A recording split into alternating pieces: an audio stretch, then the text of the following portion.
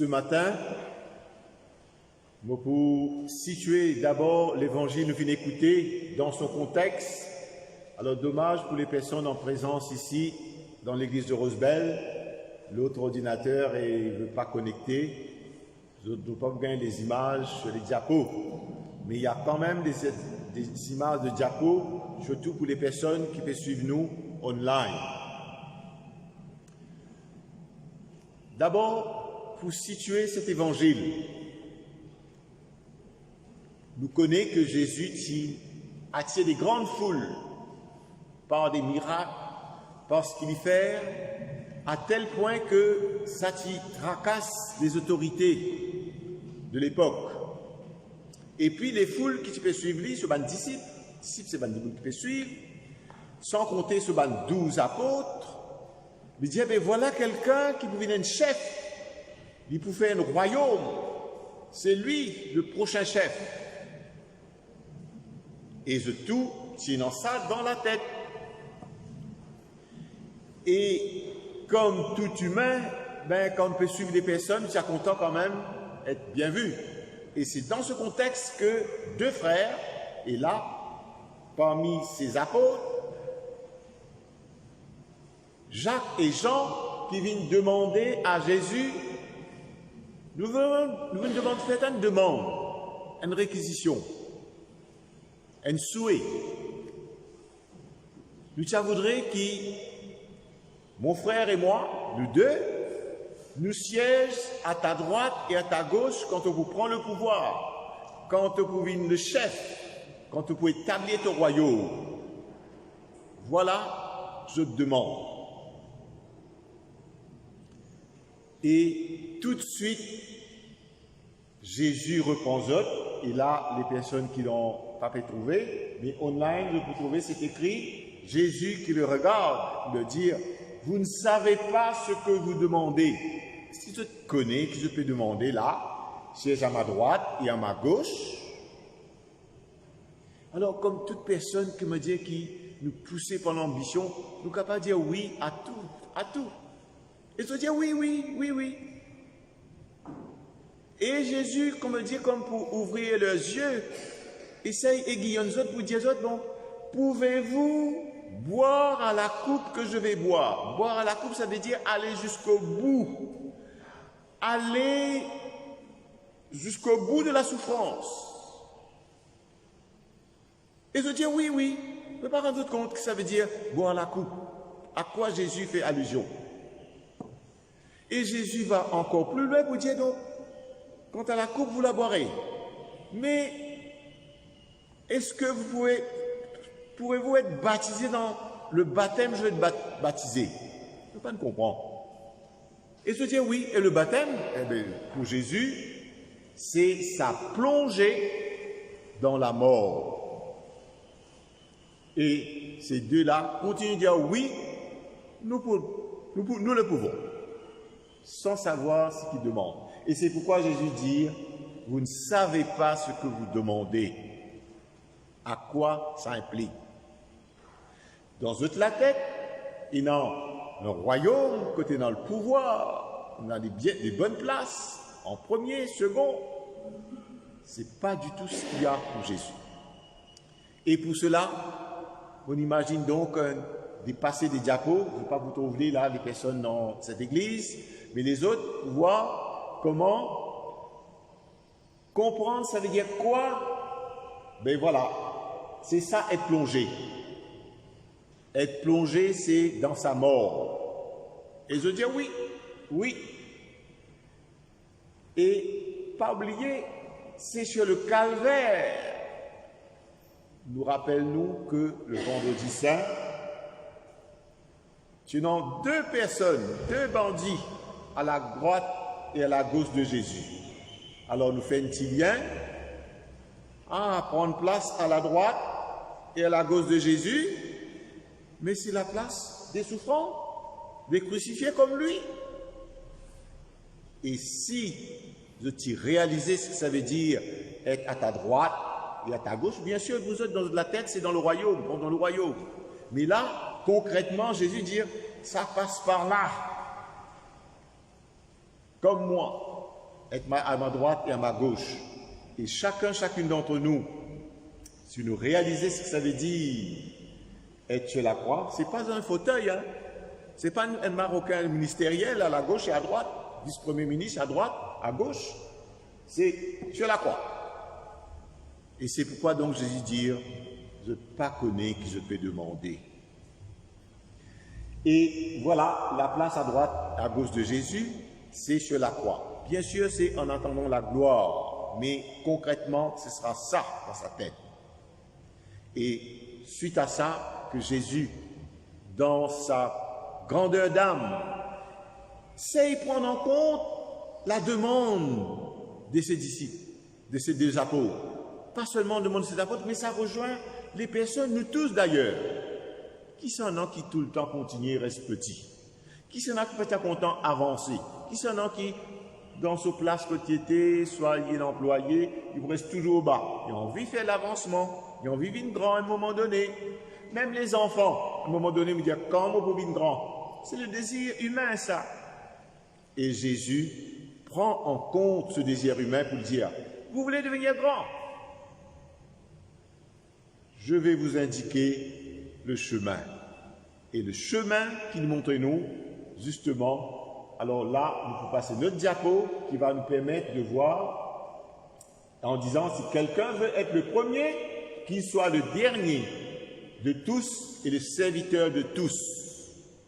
Et ça, il finit exprimer sur le diapo suivant, la diapo suivante, qui montre nous la scène où la veille de sa mort, un jeudi saint, dommage pour moi sur la paroisse, pendant 2 années de suite, du fin confinement, nous ne sommes pas capables de célébrer le Triduum pascal et donc pas de jeudi saint que nous pouvons vivre cette expérience de lavement des pieds.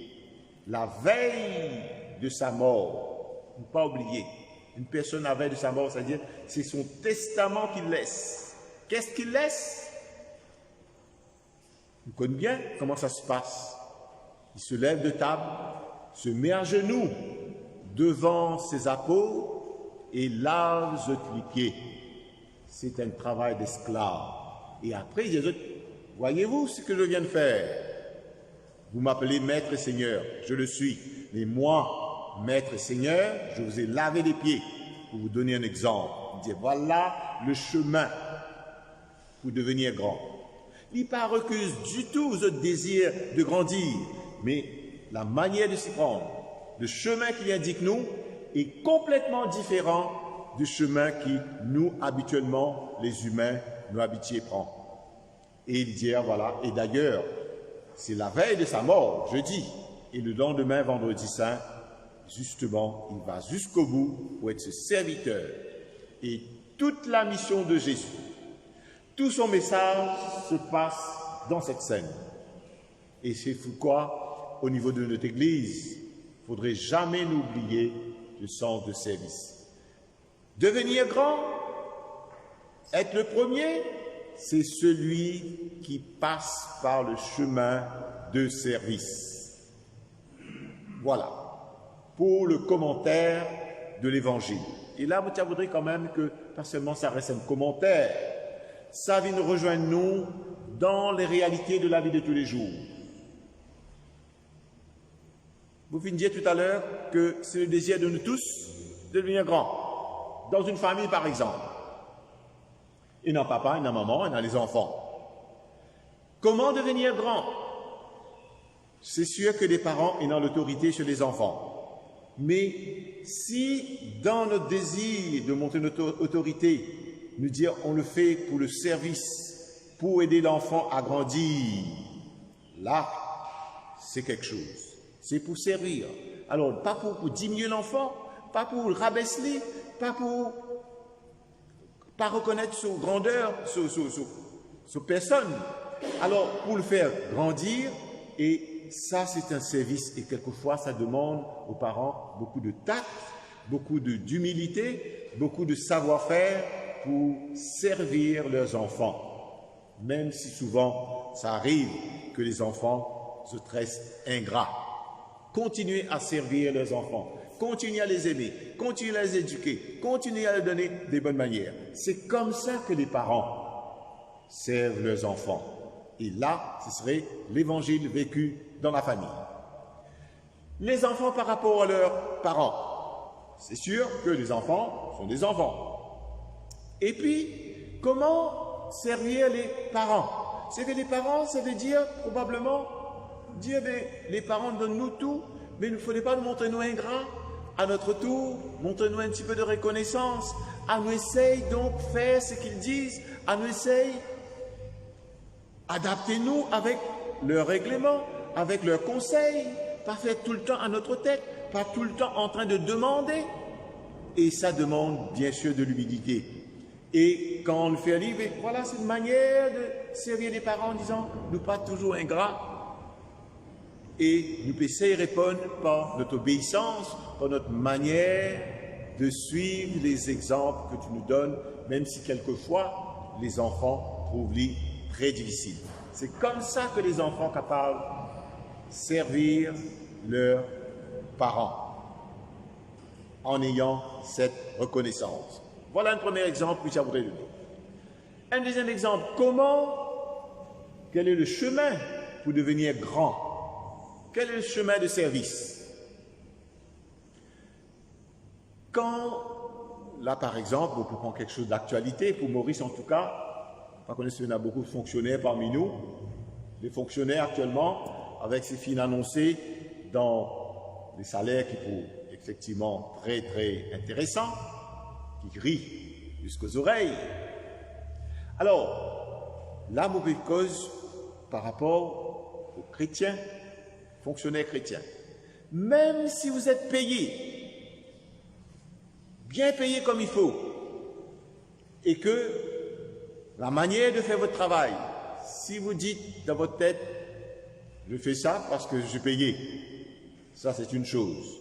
Mais si, malgré tout, vous êtes payé, bien sûr, c'est votre gagne-pain, vous le faites, vous dire, c'est dans un esprit de service. Là, ça change tout. Là, c'est pas seulement le temps de service que vous pouvez donner, pas seulement donc la manière de donner, c'est en disant donc, c'est vrai, c'est une manière pour moi, je peux gagner la vie, je peux gagner mon salaire, mais c'est le fait avec un esprit de service. Et la qualité du travail, que ce soit ce fonctionnaire, cette personne qui est payée, la qualité du travail, ce sera différent que quelqu'un qui seulement, ben oui, il vit là parce qu'il est payé et il vous fait uniquement ce qu'il demande lui, il n'est pas quoi plus que ça. Voilà qui fait grandir une personne quand il met lui, que même ce travail, s'il est payé, ce travail devient un service dans son esprit, dans sa manière de faire. Deuxième exemple. Et un troisième exemple, ça va être dans nos groupes d'église. Nos groupes d'église, c'est sûr que on est dans l'église pour servir. Mais alors, là aussi, c'est important, donc, c'est vrai, il faut quelqu'un qui donne des ordres. Il faut quelqu'un qui m'a dit qui est capable d'être là comme responsable. Et alors, si on est là, c'est pour dire, c'est pour servir. C'est pas pour haute grandeur. C'est pas pour être premier. C'est pas pour tout le temps prendre la première place. C'est pas tout le temps pour diriger. Dans nos groupes d'église, et peu importe quoi nous mettez, la manière de grandir et la manière de parvenir à devenir grand, c'est dans le service tel que Jésus est venu nous montrer. Voilà toute la mission de Jésus. C'est sûr que pour nous les humains, ce n'est pas le chemin qui habituellement nous prend. Habituellement, pour devenir grand, souvent c'est faire que les autres vivent une espèce de marche-pied. Et là, Jésus nous indique un chemin complètement différent, qui vient étonner nous, qui vient choquer nous-mêmes. Vous voulez être le premier? Faites-vous le dernier. Vous voulez devenir grand?